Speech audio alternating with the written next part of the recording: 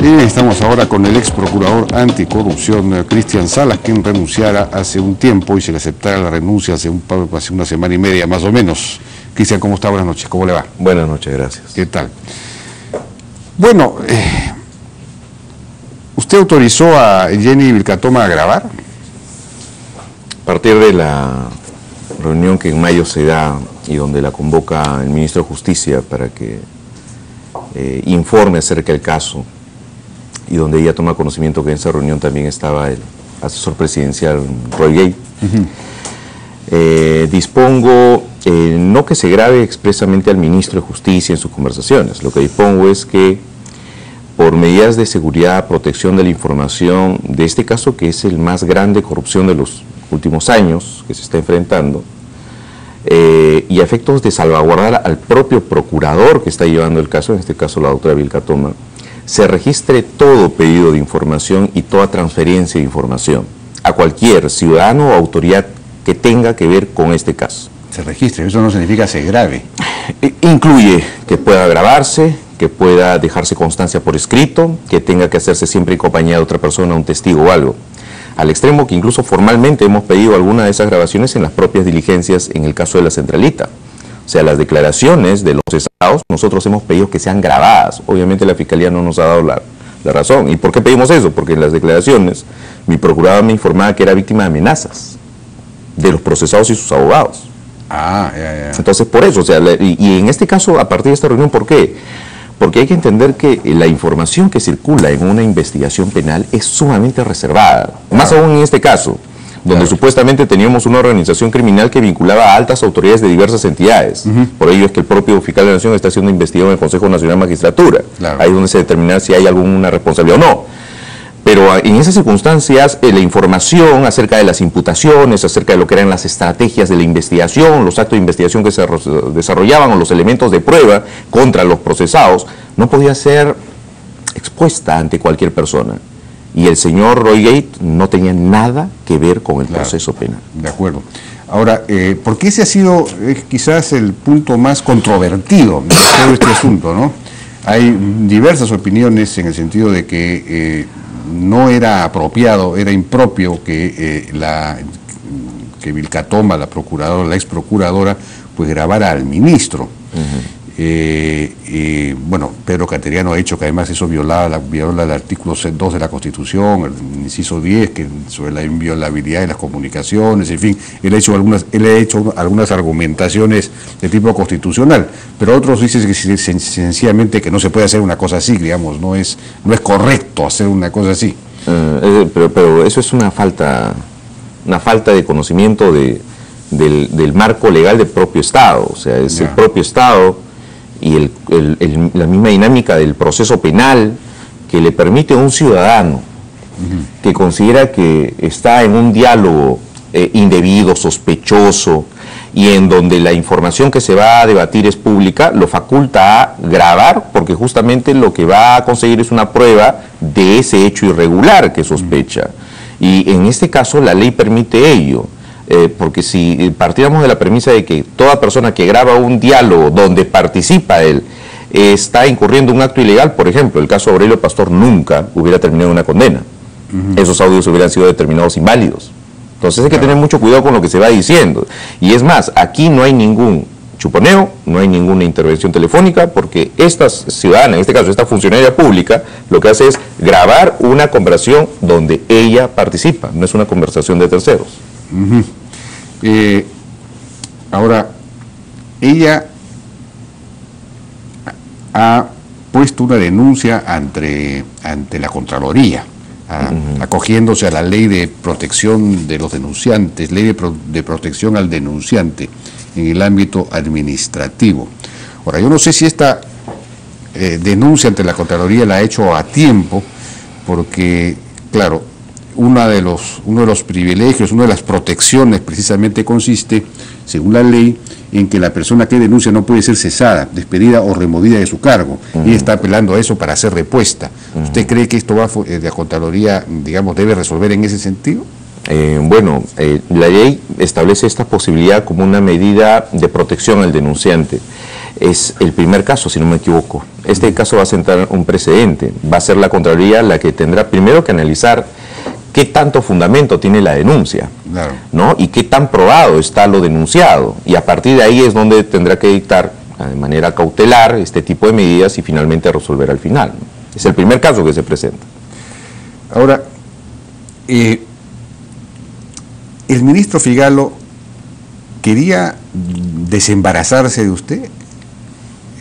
Hay esta información acerca de que él envió a un funcionario a que levante un acta cuando usted estaba de viaje en Venezuela para consignar o registrar que usted estaba ausente indebidamente. Aparentemente había habido alguna clase de problema con el permiso que usted había solicitado viaje.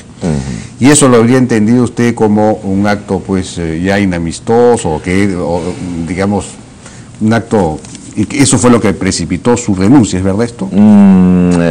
Primero, cuando asumo la gestión en enero de este año, ya tenía calculado que mi periodo iba a ser breve, y me puse un periodo de un año, y así lo manifesté a mi equipo, a mis colaboradores, por un tema muy personal, muy íntimo, ¿sí?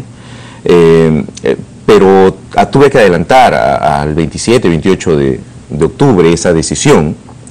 ¿Por qué? Debido a, bueno, este es uno de esos hechos, digamos, son hechos mínimos, es cierto, no son hechos pues tremendo, no estamos hablando de interferencias con la función que desarrollaban ni eso, pero claro, son hechos que a uno le generan ciertas molestias, porque en otros casos esto se supera muy fácilmente.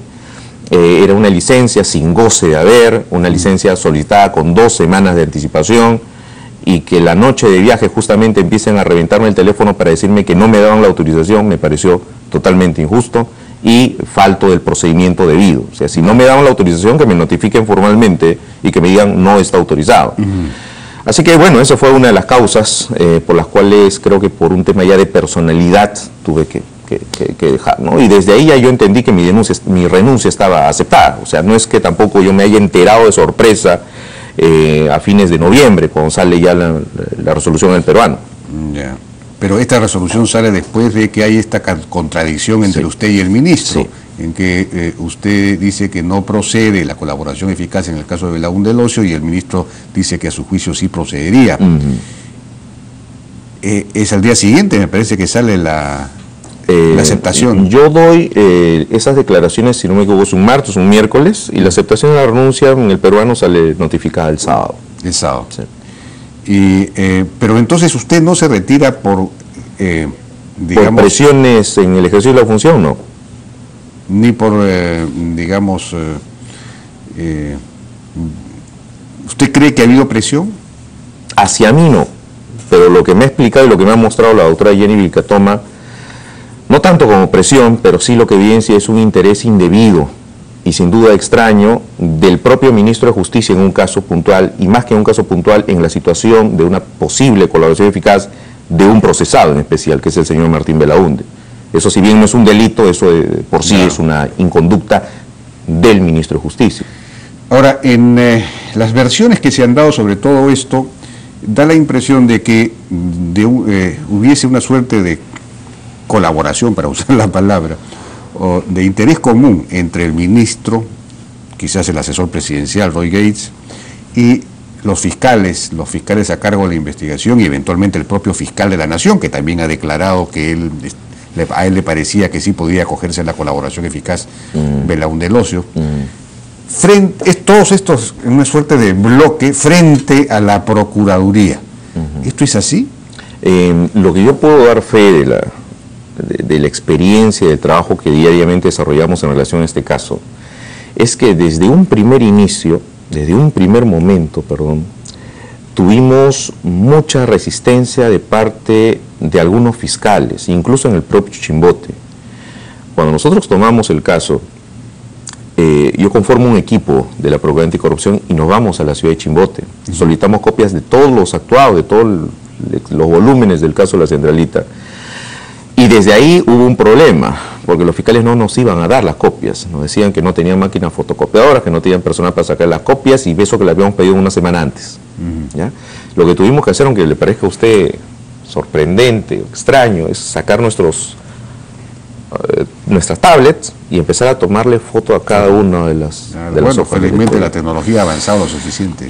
Llevamos todo eso, imprimimos, nos concentramos en un hotel de la zona, nos quedamos ahí 2 o 3 días revisando, analizando todo, y lo que vimos era que este caso, que tenía 7 procesados, realmente tenía hechos no investigados, omisiones de actos de investigación, citaciones nunca desarrolladas, declaraciones nunca llevadas a cabo, y lo que hicimos fue solicitar en ese instante, en esa semana, allá en Chimbote, de frente, que se volviera a incluir al señor César Álvarez y la prisión preventiva contra los 7 procesados. Obviamente la Fiscalía nos negó eso y simplemente solicitaron... Eso fue la Fiscalía de Santa. De Santa. No la que en definitiva ahora está procesando el tema, que es la de Lima. Posteriormente a ello, nosotros solicitamos la ampliación del caso por una veintena de personas. Hoy el caso tiene 60 personas aproximadamente. Cuando el caso ya cobra esa dimensión, pasa a Lima, a través también de un procedimiento bastante irregular y que hemos cuestionado, que es el traslado de la carpeta a la Prepo, como diríamos. Hay más de 130 investigados en este momento. Por los delitos de peculado, lavado de activos y asociación ilícita. Según el fiscal Guamán. Traen el caso a Lima. Y desde Lima empieza también una serie de situaciones que a nosotros no nos parecían, que eran actos de investigación impertinentes, no se atendían nuestros pedidos, no se resolvían oportunamente nuestras pretensiones. En abril nosotros ya decíamos al fiscal, amplíe usted la investigación contra el señor Belaunde como parte de la cúpula. El señor Guamán recién esta semana ha dicho que este señor es parte de la cúpula. Sí, ya veo que ha aceptado. ¿Después de qué? Después de tanto. En la mula. Así es, después de tanto que ha pasado. Ahora, él dice ahí que el fiscal Guamán, que las diligencias que solicitaba la Procuraduría pues no eran pertinentes, pedían, por ejemplo, allanar los locales de Ilios, que es la empresa de Belaúnde del Ocio en Chimbote, cuando en realidad esa empresa no funcionaba realmente, no existía como tal, era una fachada de un grupo que estaba trabajando en las cosas que Ilios haría, que son en las cosas en los temas pues de prensa, etcétera, pero que Ilios como tal no existía. Esos locales además estaban alquilados, entonces no procedía esos allanamientos, esos encerrajes, y así sucesivamente. Él explica todo esto. Ese es uno de los pedidos que se hizo. En todo caso, lo que tendría que haberse hecho es un acta de verificación, un acta de constatación, que efectivamente acredite en el expediente que ahí no funciona ninguna empresa. Y lo otro, al gobierno regional, se está pidiendo mediante oficios al gobierno regional, a la subregión Pacífico, información, expedientes administrativos. ¿Usted cree que esos funcionarios le van a remitir esa información al fiscal? Información que los puede involucrar. Lo que hay que hacer es ir al lugar y sacar toda esa documentación, incautarla. Claro. Es una actividad lógica en la investigación, no la acepta.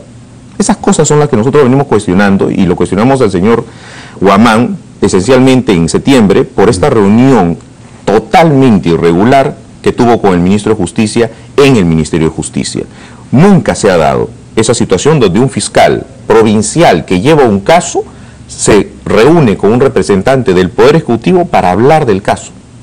Nunca se ha dado. Pero para hablar, ¿qué fue lo que se habló ahí exactamente? Porque depende, de repente para coordinar ciertas facilidades para algunas cosas, en fin, pueden haber algunas razones que lleven a la necesidad de una coordinación. Para fines de coordinación hay los canales institucionales en el Ministerio Público. El fiscal provincial le solicita a su fiscal coordinador y al fiscal de la Nación. Por eso es que hablamos de titulares con titulares. Un representante del Poder Ejecutivo nunca puede reunirse con un fiscal o un juez que esté llevando un caso concreto para hablar sobre el caso concreto. ¿Por qué? Reitero, la información de un proceso penal o de una investigación penal es reservada y no le compete al ministro. ¿Usted cree que los fiscales de alguna manera tienen algún grado de colusión o de interés en que no se conozcan, en no profundizar las investigaciones en torno a este caso? Si tuviera cómo probarlo, lo hubiera denunciado. Yo lo que estoy evidenciando, o lo que evidencié en su momento, cuando fui procurador, fue una serie de inconductas funcionales, esta reunión, por ejemplo, y actos de omisión en la investigación. Y por eso es que hemos pedido la exclusión de este fiscal. Y hasta ahora no se resuelve ese pedido. De acuerdo. Bien. Bueno, esto ha sido todo, señor Cristian Salas. Muchísimas gracias por su participación. Esperemos que la Procuraduría no se caiga. Sí, pues, ese es el tema. Yo confío en Joel Segura. Ha sido parte de mi equipo, ha sido mi segundo al mando. Y es bueno. Es un tipo muy brillante. Pero no lo ha respaldado usted, o por lo menos a Jenny Vilcatoma en este tema, a ella no la ha respaldado. ¿Quién? Joel Segura, no ha sido... Comprendo su situación, no es fácil. Él en este momento está en una situación donde tiene que ver dos situaciones. De un lado, la conducta del ministro, que es su jefe directo, administrativamente, no funcionalmente. El ministro no tiene nada que ver con las acciones que desarrolla el procurador, que es autónomo. Y de otro lado tiene el hecho de, ante esta situación, ¿renuncio o me quedo por bien de la institución? Para que toda la gestión que se ha avanzado y que ha logrado darle imagen a esta oficina no se caiga. Yo entiendo su Bueno, posición. Jenny Vilcatoma, hablando de eso, ¿no debió haber, en lugar de grabar, digamos, o denunciar y mostrar los videos, convocar, o usted mismo junto con ella o ella, a una conferencia de prensa o renunciar? En fin, eso es lo que se está diciendo. Debió haber buscado otra manera, otra forma. Lo que pasa es que en su momento estas reuniones no evidenciaban lo que posteriormente Jenny Vilcatoma llega a concluir. Recordemos que el detonante para que Jenny Vilcatoma salga a denunciar todo esto son la contradicción pública entre el ministro y quien habla respecto a la viabilidad de la colaboración eficaz del señor Belaunde, la llamada telefónica que ese día le hace el ministro respecto a insistir el procedimiento de colaboración eficaz, la reunión que se da el lunes, después del sábado, donde aceptan, ya salgo yo del cargo, donde el ministro prácticamente hace un monólogo acerca de qué cosa es la colaboración eficaz. Esos son los detonantes y es por ello que la Procuraduría procede de esta manera, ¿no? De acuerdo. Bueno, pues todo esto es además absurdo, porque hoy día efectivamente el fiscal Guamán ha aceptado que Martín Belaunde es cabecilla del caso centralista y por lo tanto no podría recibir, pero además dice que no ha recibido ningún pedido de colaboración eficaz por parte de Martín Belaunde de su abogado. O sea, se ha construido todo un asunto. Bueno, ojalá que Jenny Vilcatoma sea repuesta y sea nombrada quizás la procuradora anticorrupción, eso sería extraordinario. Eso ya depende del presidente, ¿no? Para eso tendría que salir quizás el ministro Figalo. Bien, muchísimas gracias, Cristian Salas, por su participación en la Hora N. Vamos a una pausa y regresamos ahora con Jorge Morelli y Miguel Santillana para ver el tema de las elecciones regionales, la segunda vuelta.